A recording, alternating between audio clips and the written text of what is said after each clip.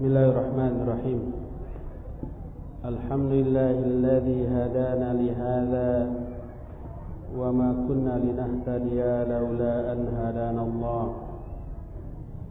Wa asyhadu an la ilaha illallah wahdahu la syarika lah iqraran bihi wa tauhidan.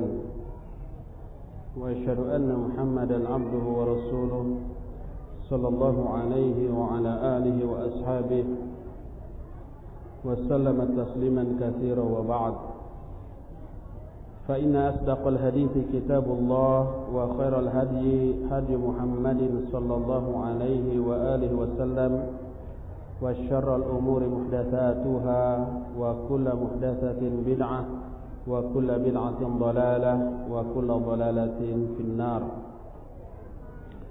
Ikhwati fillah, kita akan lanjutkan sebentar dengan membahas beberapa kewajiban istri kepada suami. Pertama, kewajiban istri kepada suami adalah mentaati seluruh perintah suami kecuali dalam hal yang maksiat.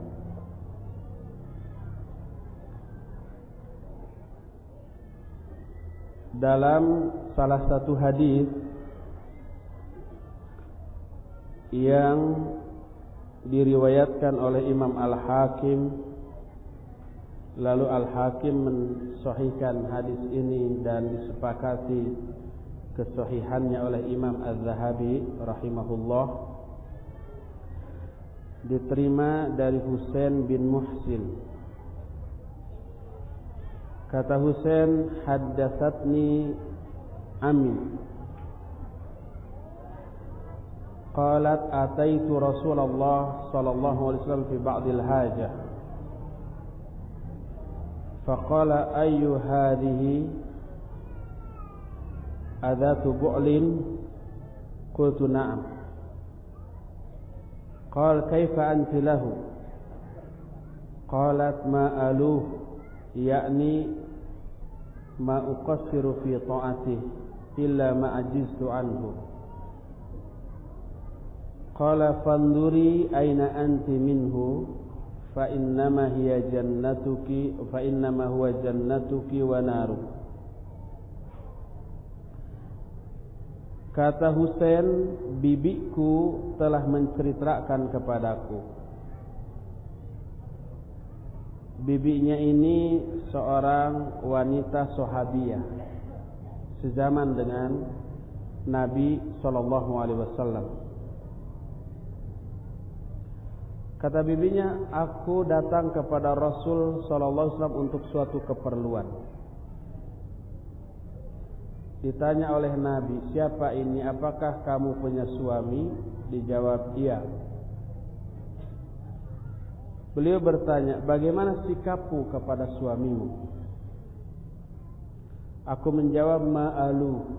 Makna ma'alu artinya, aku tidak pernah kurang dalam mentaatinya, dalam mentaati suamiku, kecuali dalam hal yang aku tidak mampu melakukannya. Jadi selama mampu dilakukan. Berkatalah Nabi SAW, perhatikan bagaimana sikapmu kepada suamimu, karena dia adalah surgamu atau nerakamu. Ketika para ulama menjelaskan hadis ini, mereka menjelaskan bahwa suamimu adalah surgamu atau nerakamu. Maknanya, suamimu akan menjadi penyebab masuknya kamu ke dalam surga atau masukmu ke dalam neraka. Kalau kamu mentaatinya, kamu masuk surga.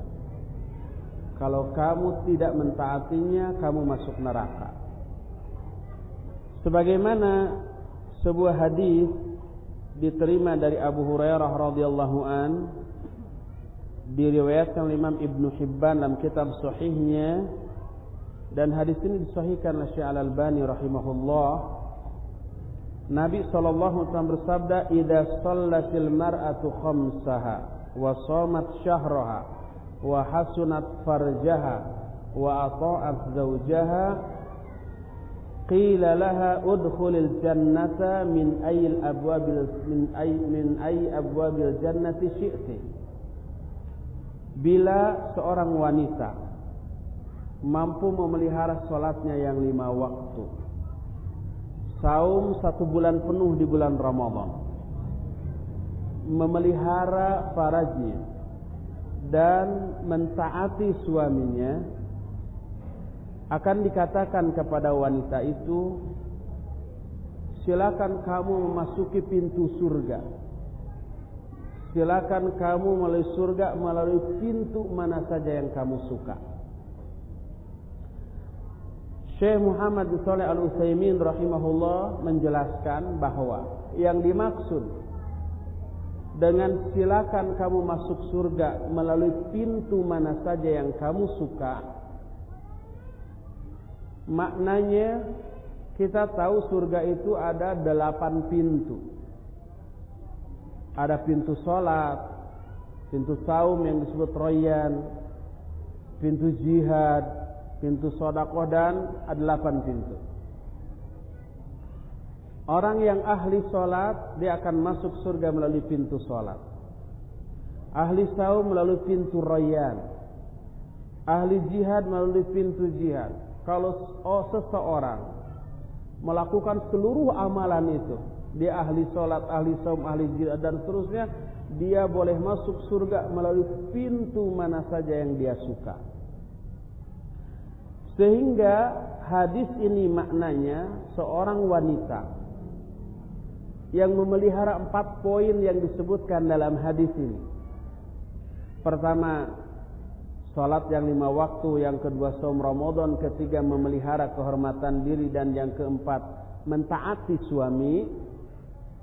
Seorang wanita yang memelihara 4 poin ini akan diberi hidayah taufik oleh Allah.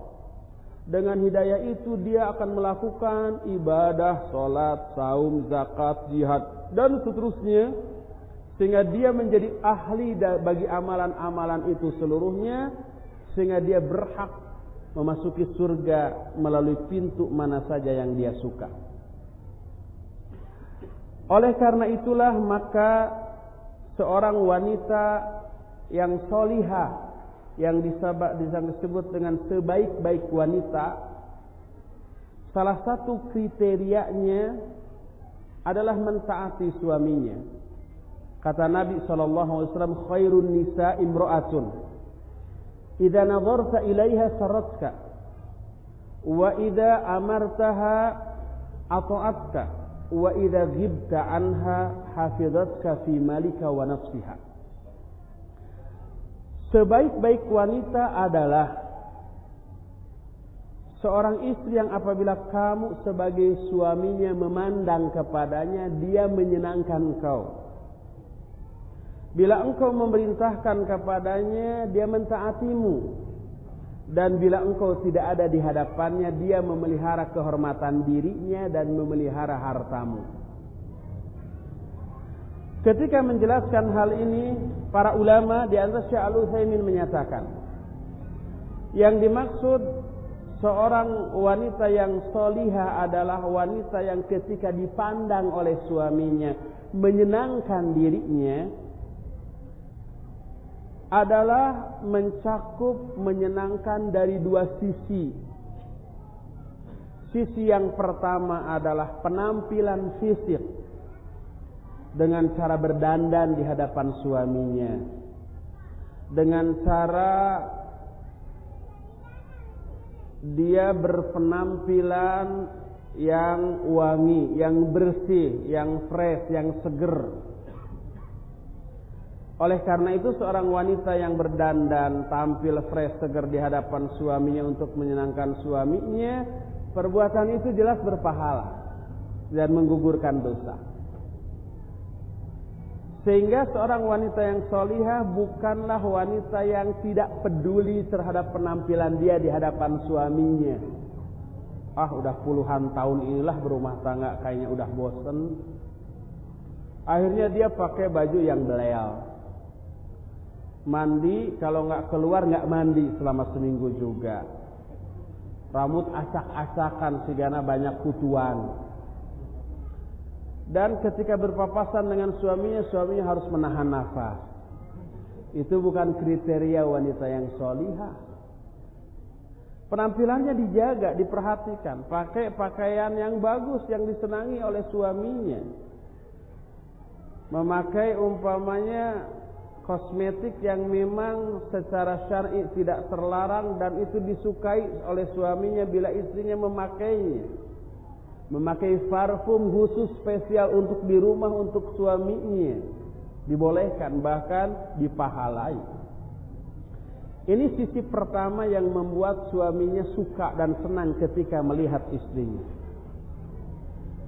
Sisi yang kedua menyenangkan dari aspek roman wajah, ekspresi wajah. Ekspresinya cerah, ceria, ramah, menyenangkan ketika dipandang, full senyum. Tidak dia berdandan tapi cemberut manyun seperti oplet butut. Tidak seperti itu. Walaupun umpamanya cantik, berdandan dan wangi, tapi penampilannya atau ekspresi wajahnya manyun terus, cemberut terus, baud terus. Ketika ditanya jutek, ketika sekali bicara membentak, sehingga suaminya enggan untuk menyapa. Suaminya tidak mau meliriknya, apalagi melihat dan menatapnya, karena menatapnya, melihatnya dicemberuti. Makanya Al-Imam Ibnu Katsir rahimahullah ketika menafsirkan Al-Quran surah An-Nisa 34 yang menjelaskan wallati takhafuna nusuzahunna fa'idhuhunna. Adapun wanita-wanita yang kalian khawatirkan akan berbuat nusuz, fa'idhuhunna, didik mereka. Kata Al-Imam Ibnu Katsir, nusuz maknanya adalah jur'ah ala zawjiha, berani culangung kepada suaminya, terus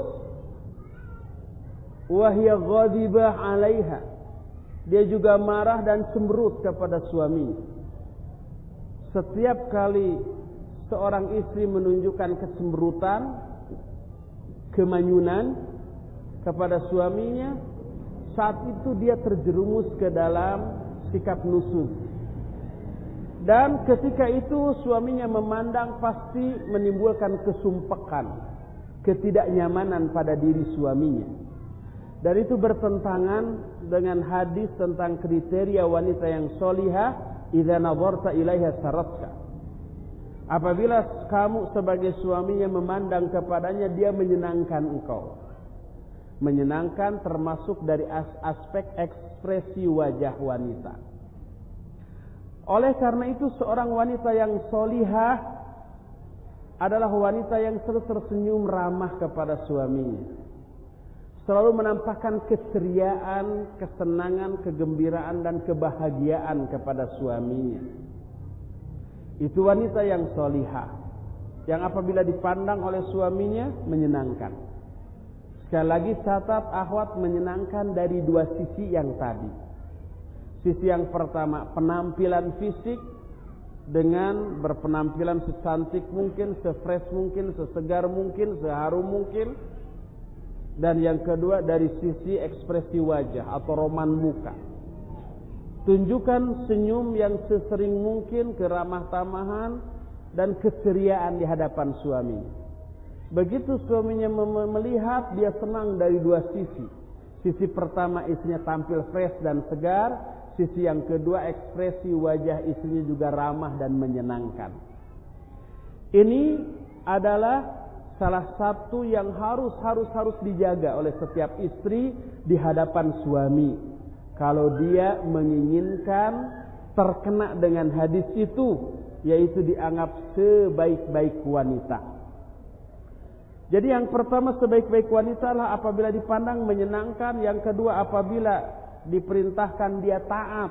Dan apabila suaminya tidak ada di hadapannya, dia memelihara kehormatan dirinya dan memelihara harta suaminya.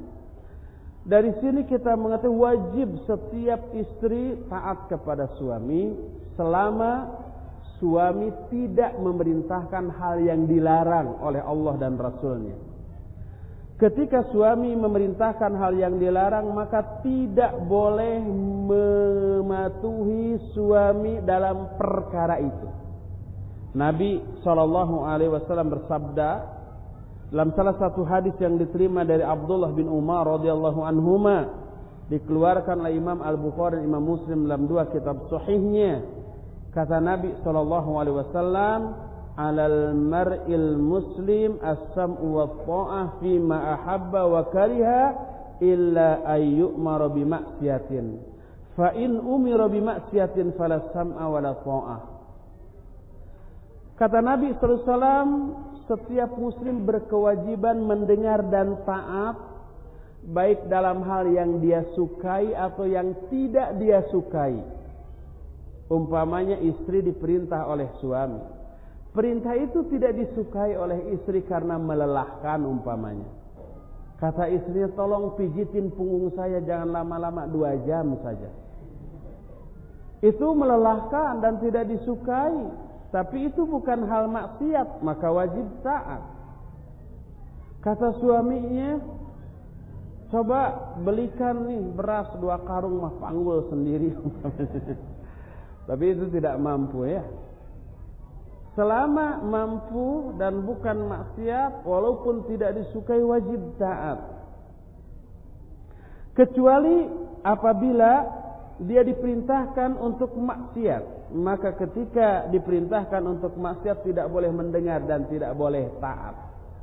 Seperti seorang suami kepada istrinya, "Tolak buka kerudunglah," ribet lihatnya juga, saya malu mendampinginya. Itu perintah kepada kemaksiatan, tidak boleh untuk dilaksanakan. La ta'ata li makhluqin fi maksiatil khaliq. Tidak boleh taat kepada makhluk dalam bermaksiat kepada Khaliq, kepada Allah Subhanahu wa taala. Kata suaminya umpamanya, "Tolong belikan saya umpamanya rokok Sabos." Maka tidak boleh untuk ditaati karena itu adalah kemaksiatan dan ta'awun alal ismi wal udwan, sama dengan kerjasama dalam dosa dan permusuhan. Apalagi sekarang umpamanya MUI kemarin-kemarin, Muhammadiyah baru-baru ini telah berani mengeluarkan fatwa haram untuk rokok. Lebih baik terlambat daripada tidak sama sekali. Kalau para ulama di Timur Tengah sejak dahulu sudah mengharamkannya, di Indonesia baru sekarang lumayan. Tibatan tidak sama sekali. Oleh karena itu, ketika suami memerintahkan kepada kemaksiatan, tidak boleh untuk ditaati. Dan tidak mentaati suami dalam hal itu tidaklah berdosa. Allah berfirman dalam Al-Quran surah An-Nisa ayat 34, "Fa in ata'nakum fala tabghu 'alaihinna sabila." Kalau para wanita sudah mentaati kalian, maka janganlah kalian mencari-cari kesalahan untuk menyudutkan istri kalian. Inilah kewajiban yang pertama seorang istri kepada suami,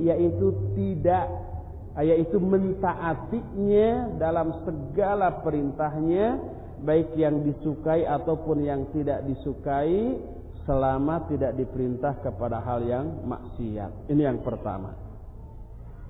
Kedua, istri haram melakukan saum sunnat di saat suaminya ada, kecuali dengan meminta izin kepada suaminya dan diizinkan. Kalau tidak diizinkan untuk saum, haram bagi wanita itu melakukan saum sunnah. Rasul SAW bersabda, "La yahillu lil mar'ati an tasuma wa zawjuha syahidun illa bi'izni ghaira Ramadan." Tidaklah halal bagi seorang wanita untuk saum, maksudnya saum sunnah, padahal suaminya ada, kecuali dengan izinnya. selain saum Ramadan. Adapun kalau saum Ramadan walaupun dilarang oleh suami, jangan. Kita kan pengantin baru, jangan saum umpamanya. Maka jangan diikuti, jangan ditaati. Maka haram bagi si istri mentaati suaminya ketika Ramadan. Tapi selain Ramadan wajib mentaati suami. Kata suami, ini saya Senin nih, liburnya di rumah. Hari-hari biasa saya berangkat keluar umpamanya. Jadi tolong jangan saum hari Senin ini. Maka tidak boleh saum. Kalau saum dia bukan berpahala tapi berdosa. Berkata Al-Hafidh Imam Ibnu Hajar Al-Asqalani rahimahullah. Kata Imam Ibnu Hajar, qala An-Nawawi, berkata Imam An-Nawawi, wa sababu hadha tahrim anna lizawji haqqal istimta' biha fi kulli waqtin wa haqquhu wajibun 'alal fawri la yafutu bi tatawu wa la biwajib 'ala tarahi wa innama lam yajuz laha shaum bi ghairi idni wa idza arada al-istimta' biha jaza wa yufsidu saumaha li'anna al-'adah anna al-muslim yahabu intikaha saum bil ifsad wala syak. Kata Imam An-Nawawi, sebab diharamkannya hal ini adalah karena suami memiliki hak untuk senang-senang dengan istrinya di setiap waktu. Dan hak suami wajib ditunaikan oleh istri secara langsung saat itu juga ketika dibutuhkan. Tidak boleh diselingi dengan ibadah atau aktivitas apapun. Saum aja umpamanya istrinya menyatakan, sekarang tanggung saum nanti aja ba'da maghrib umpamanya. Nggak boleh. Padahal saum adalah ibadah. Terlebih apabila diselingi dengan yang lain, dengan mengatakan tanggung lagi masak, nantilah setengah jam lagi. Tidak boleh. Walaupun masak ibadah, tapi kadar ibadah masak jauh di bawah kadar ibadah saum. Tidak boleh umpamanya juga si istri beralasan nanti sebentar lagi nyuci. Nggak boleh. Harus seketika itu dibutuhkan oleh suami, seketika itu juga dipenuhi. Dan hak suami untuk bersenang-senang dengan istri bila dilaksanakan mengakibatkan batal saumnya. Oleh karena itulah maka kewajiban seorang istri kepada suami yang harus melayani setiap saat kadarnya lebih besar daripada nilai ibadah saum sunnah yang dilakukan. Dan yang sunnah tidak boleh mengalahkan yang wajib. Kecuali apabila suaminya tidak ada di rumah, sedang safar umpamanya. Dia sedang keluar kota untuk keperluan apapun. Maka boleh melakukan saum tanpa izin dari suami tersebut. Nabi menyatakan mengqayyid wa zawjuha syahid, dan suaminya ada menunjukkan kalau suaminya tidak ada dibolehkan dia untuk melakukan saum sunnah. Terkecuali ketika suaminya tidak ada lalu istrinya saum, lalu sebelum maghrib suaminya pulang, maka si istri wajib meminta izin, saya sedang saum, apa saya harus batalkan saum atau melanjutkan? Kata suami, batalkan sekarang. Batal. Dan membatalkannya tetap memperoleh pahala dari saumnya, karena dia punya uzur. Setiap ibadah yang biasa dilakukan oleh seseorang secara rutin, lalu suatu saat tidak bisa dilakukan karena ada uzur, pahala dari amal ibadah itu tetap dia peroleh sekalipun ibadahnya tidak jadi dilakukan. Inilah poin yang kedua. Ketiga, alla ta'dzana li ahadin fi baitihi illa bi'idznih. Tidak boleh seorang istri mengizinkan seorang pun masuk rumahnya tanpa izin suaminya. Siapapun yang masuk itu termasuk, ingat, Termasuk yang minta izin masuk itu orang tua dari si istri itu. Saudara dari si istri itu, adiknya atau kakaknya. Tapi kalau tidak diizinkan oleh suami, tidak boleh si istri mengizinkan orang tuanya masuk. Contoh umpamanya, seorang istri memiliki orang tua dengan karakter yang buruk. Orang tuanya ini suka menghasut anaknya untuk morotin suaminya umpamanya. Atau orang tuanya ini suka ngegosip, suka bergibah, suka melakukan perbuatan-perbuatan yang madarat dan bisa mempengaruhi istrinya dengan pengaruh yang buruk. Suaminya bilang begitu. Karena itu dia berpesan, ketika saya tidak ada, kalau ada ibumu datang, bapakmu datang, kakakmu atau adikmu atau siapapun, jangan buka pintu. Karena melihat madarat yang muncul, maka si istri tetap tidak boleh mengizinkan, walaupun yang datang orang tuanya. Tapi kalau tidak ada keburukan atau madarat yang ditimbulkan dari kunjungan orang tua, terus oleh suaminya tidak diizinkan, ini keterlaluan. Maka si istri boleh mempertanyakan, itu yang datang ibu saya, bapak saya, kenapa tidak diizinkan? Kalau dia nggak punya alasan, maka dia dosa. Tapi kalau dia punya alasan, karena ibumu, bapakmu itu mempengaruh buruk bagi dirimu umpamanya, maka maklum, si istri wajib taat. Terlebih apabila yang masuk adalah orang lain dan laki-laki. Inilah ada tubrukan antara norma syariat dengan norma adat. Adat dalam kehidupan masyarakat sosial di negara kita. Jadi kalau umpamanya ada tamu laki-laki, suaminya nggak ada istrinya di rumahnya, menurut syariat Islam nggak boleh dibukakan pintu. Dia harus bilang dengan pintu tetap tertutup, maaf suami saya sedang tidak ada. Datanglah lagi nanti jam sekian, atau besok atau kapan, atau telepon dulu suami saya. Itu secara syar'i. Dan si tamu wajib kembali lagi dan tidak boleh memaksa. Saya sebentar kok gitu. Sebentar cuma semenit, nggak boleh maksa. Sekalipun hal ini beresiko dianggap kesopan, kubatur.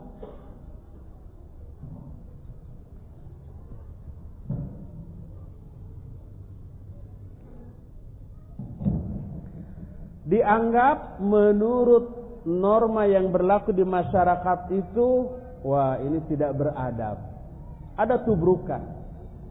Kalau terjadi tubrukan seperti itu, tetap yang kita dahulukan adalah aturan syariat. Lebih baik sedipikar sepku batur asal dipikari doku Allah daripada sebaliknya. Oleh karena itulah maka tidak boleh bagi seorang istri memberi izin kepada siapapun untuk masuk rumah tanpa izin suaminya. Sebuah hadis dari Abu Hurairah radhiyallahu anhu, Rasul sallallahu alaihi wasallam bersabda, la yahillu li imra'atin an tasuma wa zawjuha syahid illa bi idzni wa la ta'dhan fi baitihi illa bi idzni. Tidaklah halal seorang istri untuk saum padahal suaminya ada kecuali dengan izin suaminya, dan tidaklah halal seorang wanita mengizinkan seseorang untuk masuk ke dalam rumahnya kecuali dengan izin suaminya. Berdasarkan hal itu, maka kewajiban istri kepada suami yang ketiganya adalah tidak boleh memasukkan siapapun ke rumah suaminya tanpa izinnya. Keempat, alla takhruja min baitihi illa biizni. Tidak boleh seorang istri keluar rumah tanpa izin suaminya. Sekalipun keluarnya itu dalam rangka ibadah, dalam rangka haji umpamanya, dalam rangka sholat ke masjid, dalam rangka ngaji ke masjid, maka tidak boleh kecuali dengan izin dari suaminya. Sebuah hadis dari Ibnu Umar radhiyallahu anhuma, anna imra'atan atathu faqalat ma haqqu zawji ala imra'ati. Ada seorang wanita yang datang kepada Nabi sallallahu alaihi wasallam, lalu dia bertanya, apakah hak suami atas istrinya? Kalau hak suami atas istri berarti kewajiban istri terhadap suami.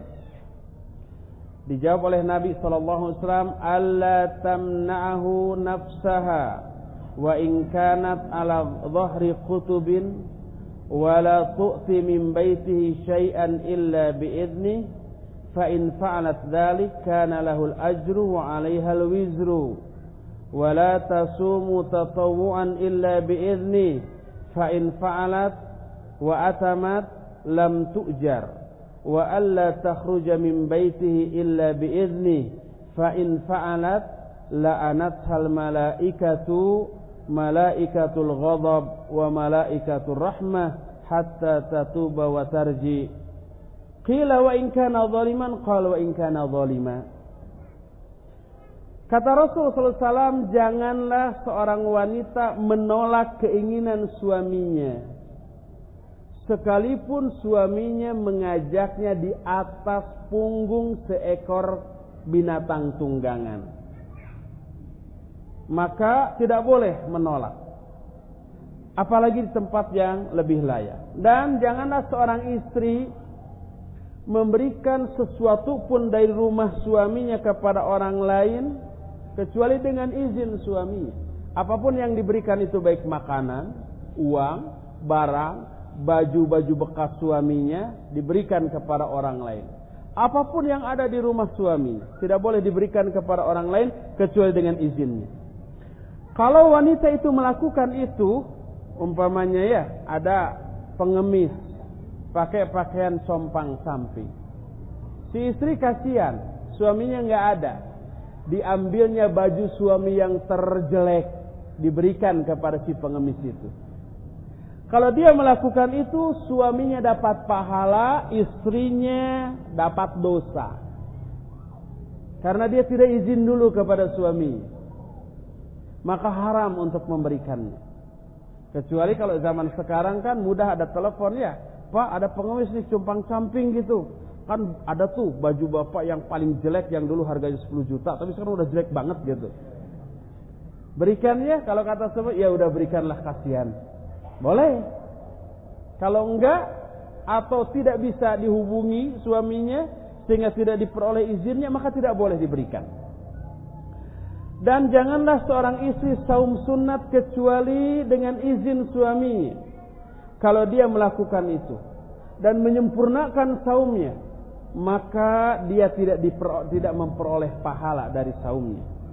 Dan janganlah seorang wanita keluar dari rumahnya kecuali dengan izin suaminya. Kalau dia melakukan itu, para malaikat melaknatnya, baik malaikat ghadab ataupun malaikat rahmat, sampai dia tobat atau kembali. Ditanya oleh sahabat, wa in kana zaliman, walaupun suaminya itu zalim, galak umpamanya, sahau kadua gaplok, katilu nyabok, kaopat nyolok, kalima nonjok, dan seterusnya umpamanya.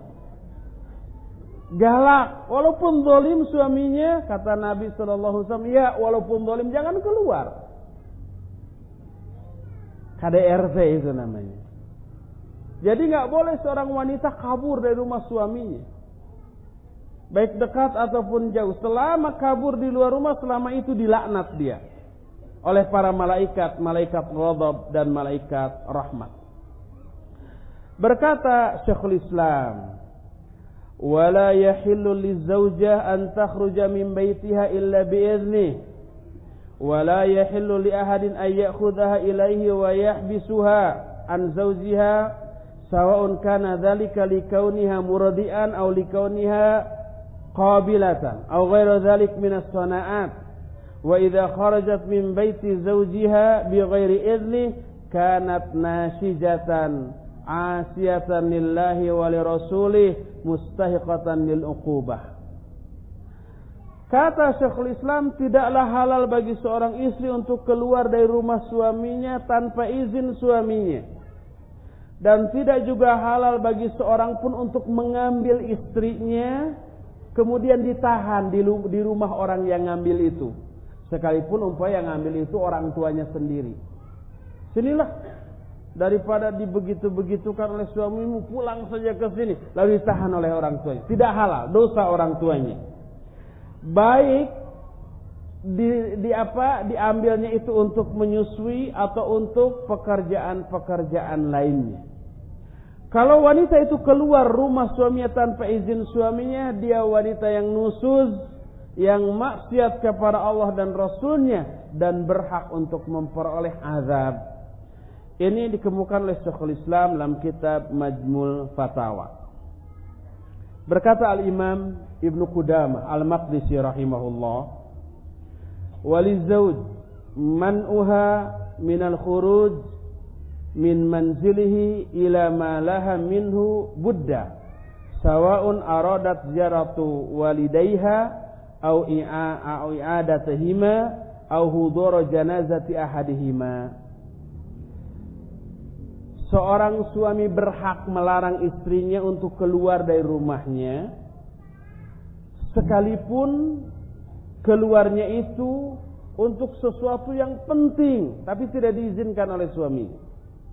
Seperti umpamanya menziarahi kedua orang tuanya, melayat orang tuanya yang sakit, atau menghadiri pemakaman jenazah orang tuanya.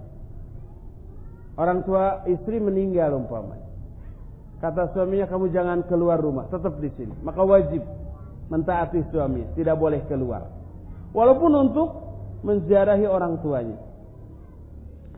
Berkata Imam Ahmad bin Hanbal, kata beliau ketika ditanya tentang seorang wanita yang sudah punya suami dan ibu dari wanita itu sakit.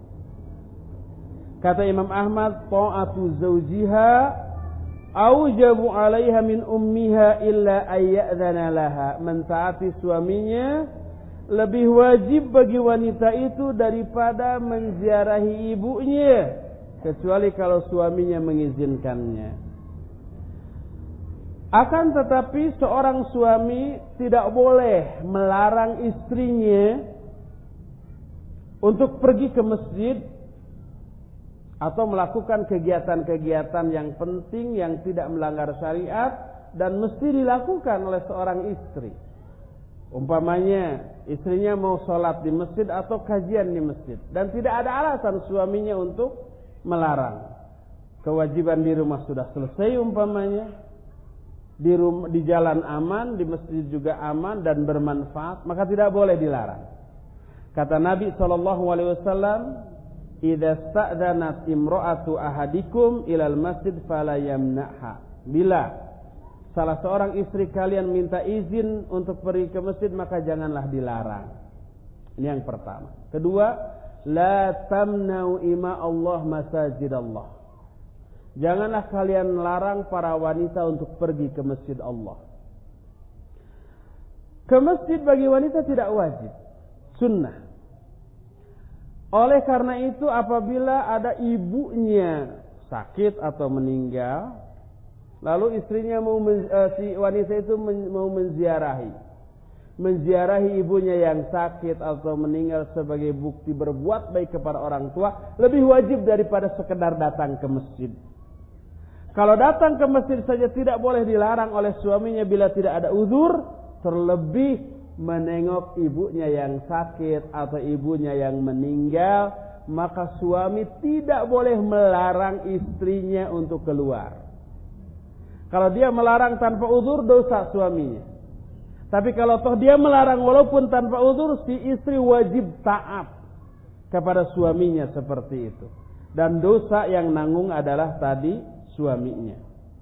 Oleh karena itulah maka kewajiban untuk tidak keluar rumah tanpa izin suaminya merupakan sebuah kewajiban yang ditekankan Siapa yang melaksanakannya dia berpahala, dan siapa yang melanggarnya maka istri itu berdosa. Kelima, an tahfadhahu fi dinihi wa irdih. Seorang istri berkewajiban memelihara agama dan kehormatan suaminya.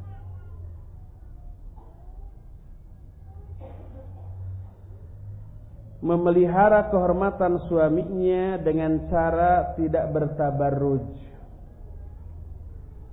tidak membuka aurat di hadapan laki-laki asing, tidak mendekatkan dirinya kepada kehinaan. Sebuah hadis dari Aisyah radhiyallahu anha, Nabi SAW bersabda, ayyuma imra'atin wada'at thiyabaha fi ghairi baiti zawjiha faqad hatakat satraha bainaha wa bainallahi azza wa jalla. Wanita yang mana saja yang menanggalkan pakaiannya di luar rumah suaminya, berarti dia telah merobek hijab antara dia dengan Allah azza wa jalla. Hadis ini diriwayatkan oleh Imam Ahmad dan Imam Al-Hakim. Dan makna hadis ini selaras dengan ayat dalam surah An-Nisa ayat 34, fas-salihatu qanitatun hafizatun lil ghaibi ma hafizallah. Wanita-wanita yang salihah adalah yang qanitat. Qanitat itu taat kepada Allah, Rasulnya dan suaminya. Hafizatun lil ghaib, dan memelihara diri di saat suaminya tidak ada. Berkata Imam As-Sudi yang dikutip oleh Imam Ibnu Katsir ketika menafsirkan ayat ini, hafizatun lil ghaib ay tahfazu zawjaha fi ghaibatihi fi nafsiha wa mali.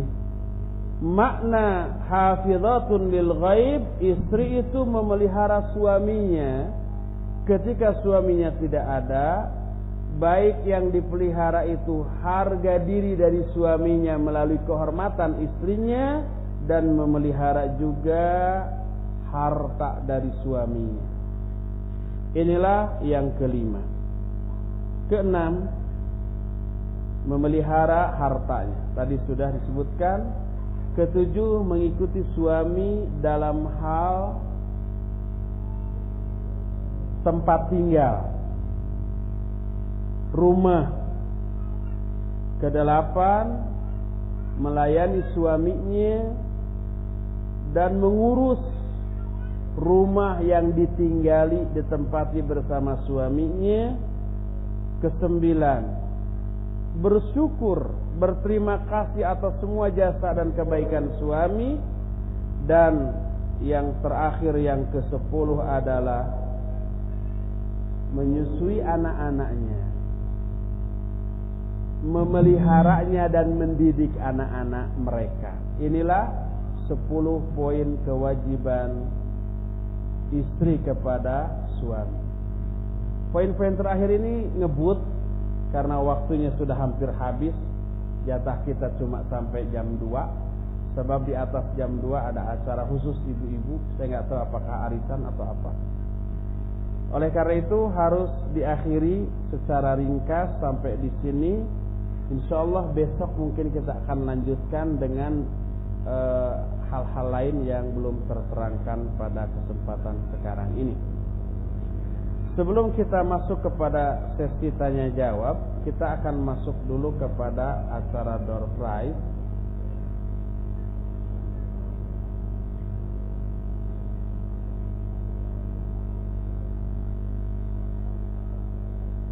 Ini hadiahnya nih. Ini untuk 1 orang. Pertanyaan susah.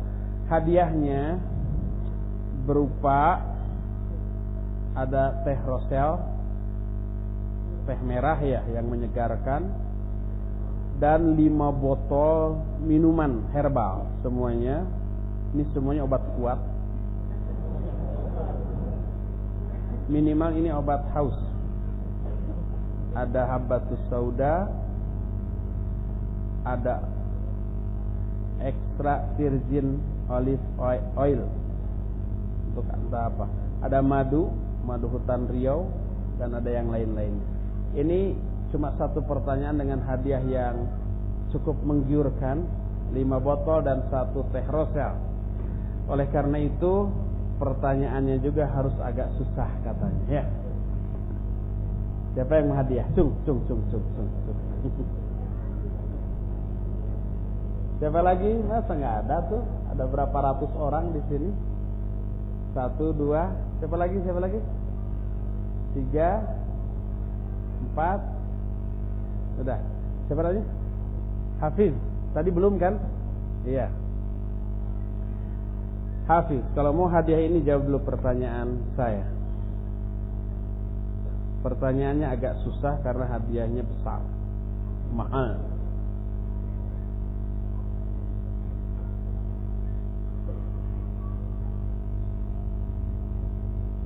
Iya.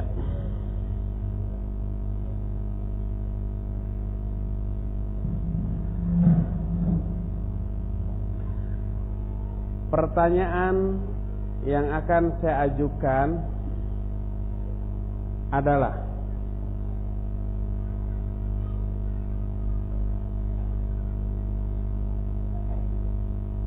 ntar mikir dulu.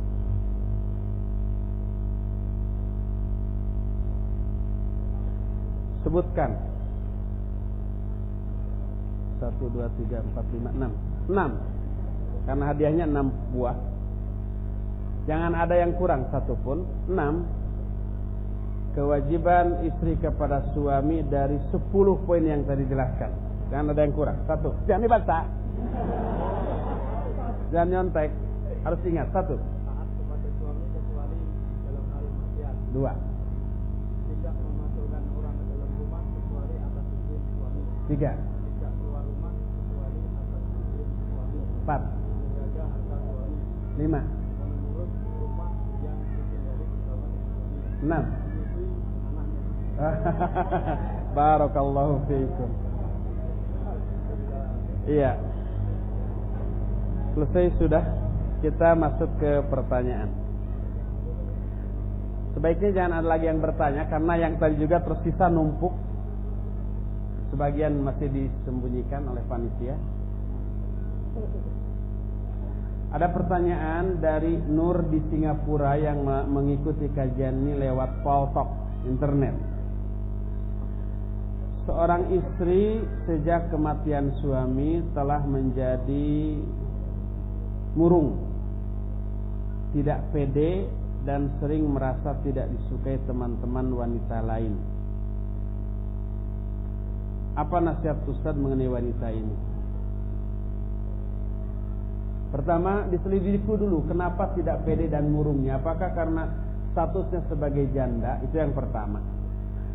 Yang kedua, setelah mengetahui penyebabnya kenapa murung dan tidak pede, barulah nanti diobati dari sisi itu. Kalau dia murung dan tidak pede karena merasa menjadi janda, lalu janda itu dicurigai, khawatir menggoda suami dari wanita-wanita temannya, gitu ya. Nanti suaminya kepincut, akhirnya tidak disukai, dicurigai atau dikhawatirkan. Kalau itu yang menjadi penyebabnya, maka jaga sikap, jaga ucapan, jaga juga pergaulan. Tidak semata-mata mereka mencurigai kita kalau kita tidak genit, kalau kita memang tidak mengerling-ngerling kepada laki-laki umpamanya. Perbaiki sikap, jaga kehormatan, maka insya Allah wanita-wanita lain karena kebaikan akhlak kita tidak akan securiga itu. Tadi saya di awal sudah katakan, setiap akhlak yang baik mengandung simpati orang kepada kita. Orang menjadi suka, senang, dan simpati kepada kita. Itu yang pertama. Kedua, kalau memang status janda begitu madarat, segeralah menikah kembali. Cari jodoh. baik bisa meminta bantuan kawan-kawan, atau tidak dianggap aib secara syar'i bila dia menawarkan diri kepada laki-laki tertentu yang kita anggap bagus agamanya, bisa membimbing kita, bisa mengarahkan kita, dan bisa melangkah bersama kita menuju ke arah yang lebih baik. Jangan sungkan umpamanya, fulan, ya akhi, saya mau menikah. Dalam pandangan saya akhi ini baik, saya sudah istikharah. Jawabannya mantap ke akhi. Bila akhi berkenan, tolong lamar saya, nikahi saya. Ya apa-apa seperti itu. Dan itu tidak aib. Seorang wanita pernah menyodorkan diri kepada Rasul sallallahu alaihi wasallam. Cuma bedanya kalau Nabi mau menikahinya, beliau boleh menikahinya tanpa mahar. Selain beliau harus dengan mahar. Kata Allah dalam Al-Quran, khalisatan laka min dunil mu'minin. Ini khusus berlaku bagimu, tapi tidak berlaku bagi mukmin yang lain. Jadi kalau Nabi mau menikahinya boleh dinikahi tanpa mahar. Kalau yang lain tetap harus pakai mahar. Kalau ada seorang wanita yang menawarkan diri untuk dinikah. Itu saja saran saya, wallahu a'lam. Bagaimana bila seorang suami tidak menafkahi istrinya selama 15 tahun? Wow. Dan istrinya minta cerai dan sang suami tidak mau menceraikannya dengan alasan perceraian tidak diridhoi. Dan apabila diceraikan, anak-anak tidak boleh ada yang dibawa oleh si istri. Bagaimana sikap kita terhadap suami yang seperti ini? Jadi selama 15 tahun makannya gimana? Apakah istri yang menafkahi suami gitu ya? Itu pertama. Kedua, kalau memang suami tidak bisa menafkahi istri, secara syar'i si istri boleh meminta cerai. Dan meminta cerai tidak berdosa karena hak dia. Kalau suaminya tidak mau menceraikan dengan alasan cerai itu tidak diridhoi, kata siapa tidak diridhoi?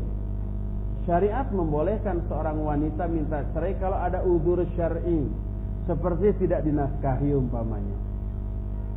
Itu kena dengan peribahasa dalam bahasa Sunda, dikungkung teu diawur, dikangsang teu diparaban.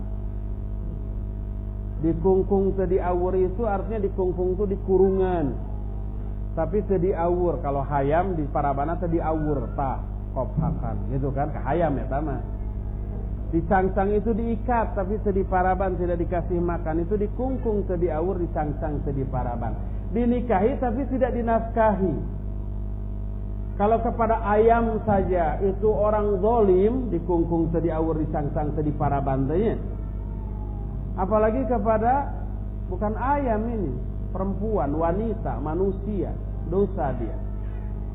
Jadi boleh meminta cerai. Kalau si suami tidak mau menceraikannya, boleh mengajukan khulu. Dan bila alasan demikian, saya yakin hakim akan mengabulkan yang seperti itu. Terus kalau alasannya syar'i, maka Allah ridha. Adapun hadis yang menyatakan abghadul halali indallahi at-talaq, itu bukan hadis, la aslalahu. Barang halal yang dibenci oleh Allah adalah talak. Masa halal tapi dibenci, maka itu tidak benar. Jadi kalau alasannya benar, dibolehkan. Makanya ketika Umar menyuruh anaknya, yaitu Ibnu Umar, menceraikan istrinya, padahal dia masih mencintai istrinya, dia minta fatwa kepada Rasul SAW. Kata Nabi SAW, ati abaka, taati bapamu. Nabi mendukung perintah Umar untuk menceraikan, agar anaknya ini menceraikan istrinya. Yang menunjukkan bila alasannya syar'i, maka perceraian itu dibolehkan secara syariat. Kalau kalau bercerai anak-anak tidak boleh ada yang dibawa oleh si istri. Nah, untuk di Indonesia ya nanti hak pengasuhan anak itu nanti diasuh. Anak-anaknya sebesar apa, kalau masih kecil itu masih wewenang dari ibunya, bukan suaminya. Tapi lebih utama sebelum sampai ke sana itu jurus pamungkas, tidak boleh dikeluarkan sebelum jurus-jurus lainnya keluar terlebih dahulu ya. Yaitu coba diingatkan dulu, dinasihati suami supaya mau mencari nafkah dan menafkahi istri dan anak-anaknya. Dijelaskan bahwa itu kewajibannya, tanggung jawabnya, dan nilai kehormatan seorang laki-laki itu dilihat salah satunya dari hal itu. Sejauh mana dia bertanggung jawab kepada istri dan anak-anaknya. Mana yang lebih baik, melanjutkan ta'adud tapi tidak bisa berlaku adil atau tidak bisa menjalankan syariat? Kedua, bercerai karena sudah merasa berat menjalankannya. Kalau umpah sudah terlanjur dua nih, tapi nggak bisa adil, apakah harus diceraikan salah satu atau tidak? Jangankan dua, satu aja. Tapi hukum Allah tidak bisa ditegakkan di dalam rumah tangganya. Allah menyatakan cerai. Allah Subhanahu wa ta'ala berfirman dalam Al-Quran. Kata Allah Subhanahu wa ta'ala, janganlah kalian menikah hatta sampai kalian mampu ayyuqima hududallah, untuk menegakkan hukum-hukum Allah. Untuk menegakkan hukum-hukum Allah baru silakan menikah. Tapi kalau hukum Allah dalam rumah tangganya tidak bisa ditegakkan karena ketidakmampuan, dan ketika dilanjutkan terus awet tapi rajet, banyak menimbulkan madarat, banyak menimbulkan dosa daripada maslahat, maka baru cerai di sana lebih disukai. Umpamanya seorang suami punya istri, tapi istrinya na'udzubillah akhlaknya bejat luar biasa, nusut, ngangkrang ke suami, ngangkrang itu berani menentang suami, dinasihati malah melawan umpamanya. Tidak ada perubahan dan memalukan kehormatan suami. Kata Rasulullah SAW, salasatun idza da'allaha lam yastajib lahum. Ada 3 golongan manusia yang apabila mereka berdoa kepada Allah, Allah tidak akan mengabulkan doa mereka. Salah satu di antara 3 ini adalah rajulun lahu imra'atun sayyatul khuluq wa lam yutalliqha. Seorang laki-laki yang punya istri yang berakhlak jelek tapi tidak diceraikan juga. Maka kalau secara syar'i itu boleh diceraikan, cerai lebih baik. Makanya Umar meminta anaknya untuk menceraikan istrinya dan didukung oleh Rasul sallallahu alaihi wasallam. Menunjukkan kalau secara syar'i lebih baik diceraikan, ceraikan. Itu satu. Apalagi kalau dua. Kalau dua dilanjutkan tapi tidak bisa berbuat adil, selalu zalim kepada salah satu, wah itu nanti di akhiratnya pincang, akan miring jalannya tuh. Dan itu sebuah kehinaan. Wallahu a'lam bishawab.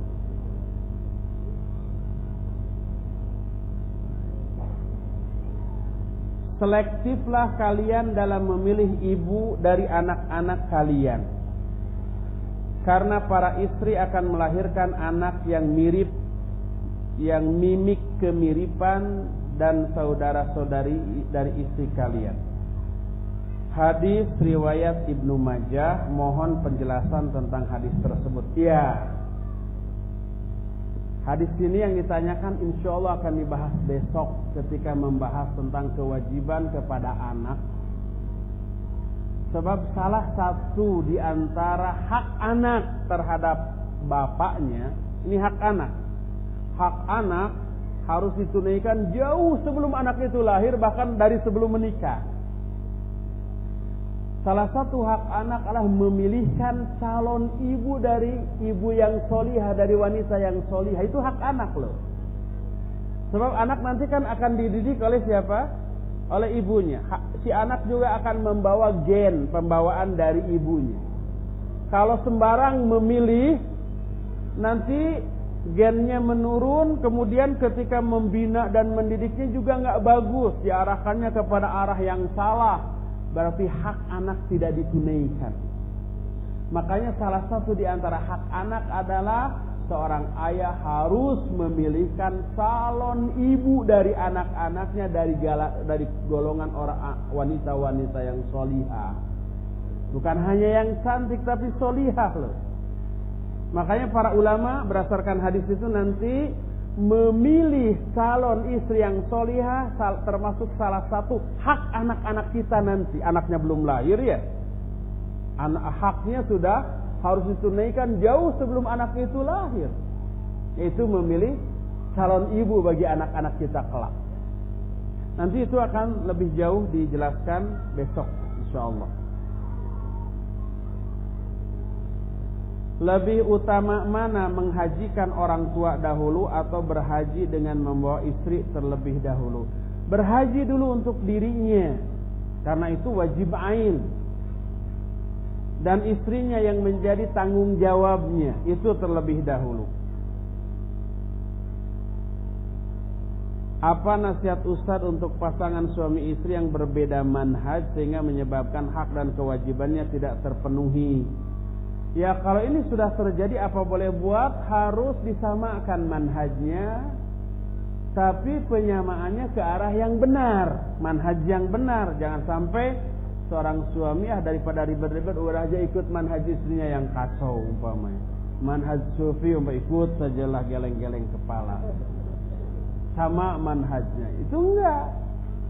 Kelurusan dari pemahaman kita terhadap agama dan aplikasinya itu nomor satu daripada keharmonisan dengan istri.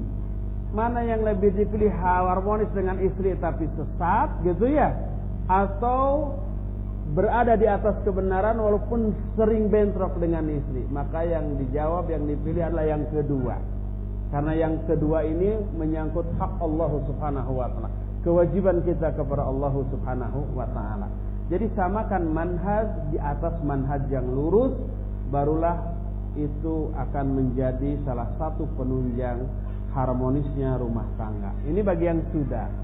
Bagi yang belum, nah ini nih, jangan sampai beginilah gampang, nanti setelah nikah dibina, gombal itu.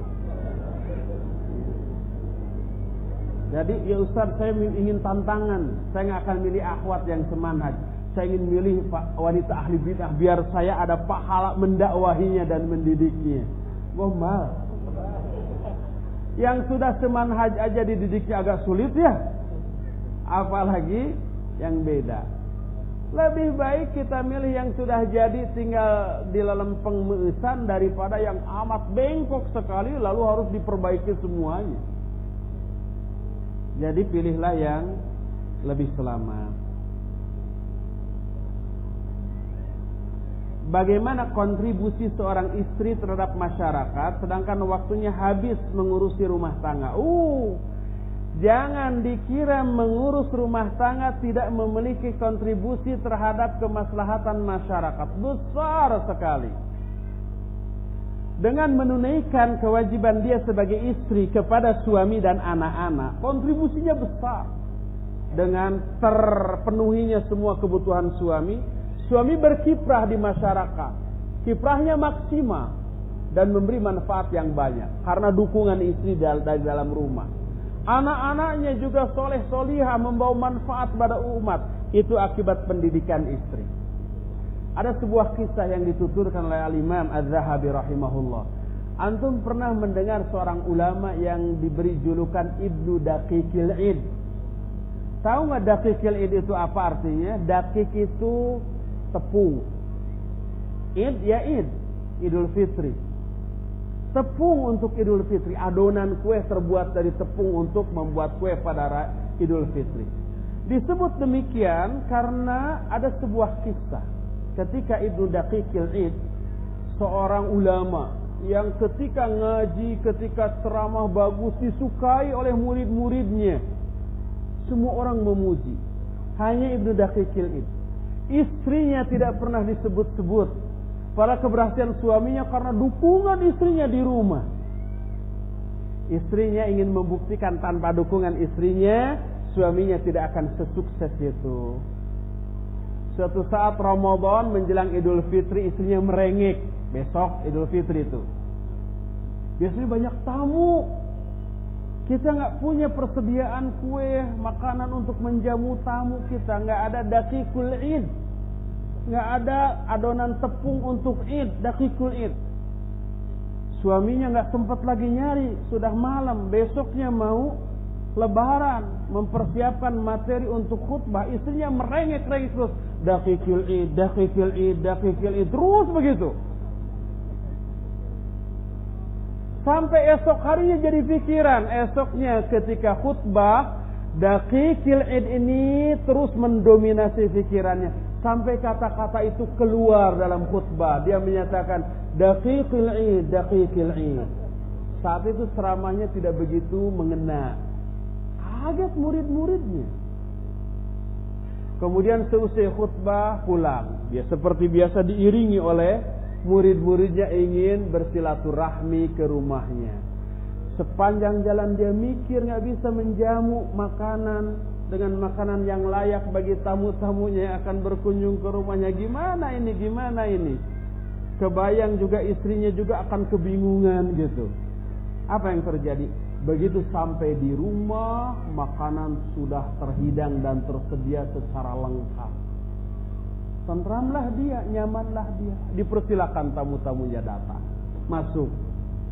Ditanya oleh istrinya, bagaimana khutbah suami saya tadi? Loh, lain dari biasanya. Dia di tengah-tengah khutbahnya ujug-ujug celengkeung daqiqil id. Barulah istrinya menceritakan. Andai dari dulu dia mengeluhkan semua kebutuhan rumah tangganya, suaminya akan banyak terganggu pikirannya oleh keluhan istrinya. Tapi karena istrinya tidak pernah mengeluh, membuat suaminya sukses dalam dakwahnya, sehingga pikirannya tidak terbebani oleh masalah rumah tangganya. Dan itu yang menjadi kunci sukses dari apa yang dilakukan oleh suaminya tersebut. Lihat betapa besar pengaruh seorang istri kepada kesuksesan seorang suami. Oleh karena itu, kontribusi yang maksimal yang bisa dilakukan oleh seorang istri untuk bisa berkiprah dalam kehidupan bermasyarakat adalah menjalankan tugas dia sebagai ibu rumah tangga yang baik, yang harus melayani suaminya, anak-anaknya, dan kehidupan rumah tangganya. Coba bayangkan, ketika suaminya sukses di luar karena dukungan istri di dalam, kemudian banyak orang luar bertamu ke rumahnya. Kalau rumahnya dalam keadaan semrawut, pabalatak seperti kapal baru dibom, itu akan memberikan citra jelek kepada suaminya. Loh, kok rumahnya kayak begini ya ketika bertamu. Tapi kalau begitu tamu datang ke rumahnya, aduh harum, bersih, segar, fresh, nyaman, tenang, tentram, nggak ada jeritan, tangisan anak-anak, nggak ada rengekan anak-anak, tidak ada barang yang buruk dijuru, brok dipantau, ngalayah di tengah imah, seperti itu. Maka si tamu akan memberikan apresiasi yang positif. Aduh, rumahnya senyaman ini. Sebagai gambaran betapa nyamannya batin para penghuni dari rumah ini. Siapa sih istrinya? Gitu. Yang jelas yang beberes bukan suaminya. Dan suaminya keluar terus, pasti istrinya di dalam rumah. Maka baguslah citra dari suaminya tersebut. Dan itu adalah peran dari seorang istri. Jadi betapa besar kontribusi seorang istri dalam kehidupan bermasyarakat.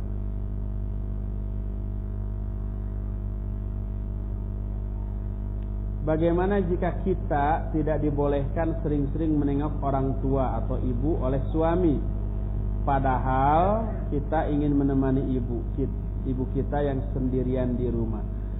Ya, kalau suaminya meminta, itu hak suaminya. Jangan sering-sering menengok ibu setiap hari, sehari 3 kali gitu ya. Akibatnya pekerjaan rumah terabaikan, rumah dibiarkan pabalatak, berantakan, kotor, tidak beraturan, terus saja nengok ibu. Salah. Jadi suaminya juga pasti akan mengizinkan selama hal itu tidak mengganggu tugas pokok dia sebagai seorang istri di dalam rumah tangganya.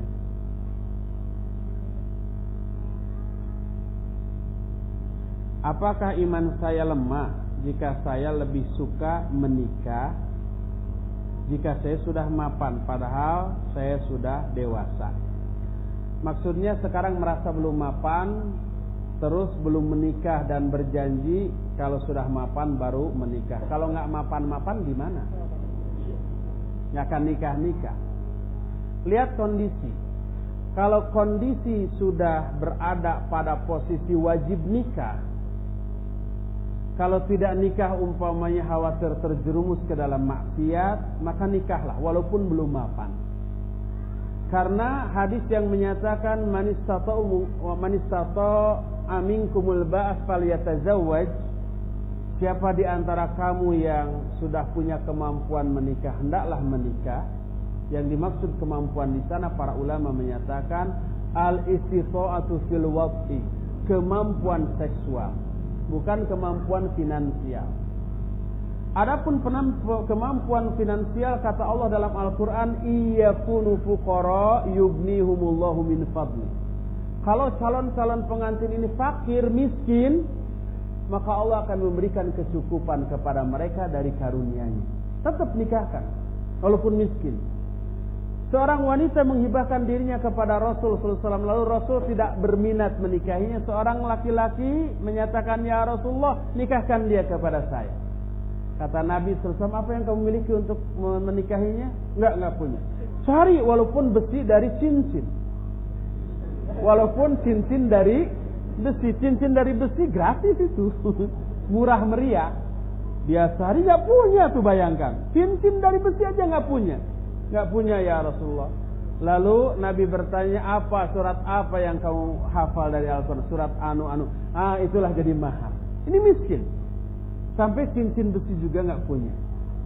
Tapi Nabi menikahkan, walaupun miskin, nggak punya kemampuan finansial. Oleh Nabi tetap dinikahkan.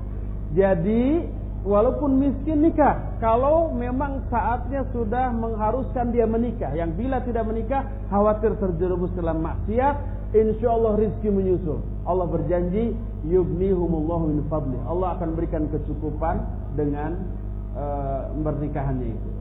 Oleh karena itu Abu Bakar menyatakan, atiullaha fi amrin nikah. Taatilah Allah dalam hal perintah menikah, maka Allah akan menetapkan, melaksanakan janjinya untuk memberikan kecukupan rizki kepada kalian. Lalu Abu Bakar membacakan ayat itu, surah An-Nur. Berkata Abdullah bin Mas'ud, yastamisur rizqa bin nikah. Carilah rizki dengan nikah. Oleh karena itulah, maka ikhwan yang bertanya tadi, kalaupun dia belum mapan tapi mungkin sudah ada penghasilan, tapi posisinya berada pada posisi yang wajib nikah, nikahlah. Insya Allah setelah nikah baru mapan. Orang-orang yang mapan sekarang itu mungkin mapan itu setelah punya 5 anak. Ketika pertama nikah bokeh, anak pertama sedikit bernafas, anak kedua lebih bernafas, ketiga dan seterusnya. Setelah anaknya banyak, baru mapan, baru dia punya rumah, baru punya, dan seterusnya. Kalau nunggu mapan dulu sampai kakek-kakek nggak akan mapan. Wallahu a'lam bishawab. Ya, waktu yang kita miliki sudah habis dan pertanyaan masih puluhan kertas numpuk dengan isi puluhan pertanyaan juga. Insya Allah kita akan lanjutkan besok. Bagi pertanyaan yang belum terbahas, besok ditanyakan kembali ya. Subhanakallahum bihamdik asyhadu an la ilaha illa anta astaghfiruka wa atubu ilaik. Walhamdulillahirabbil alamin. Wassalamualaikum warahmatullahi wabarakatuh.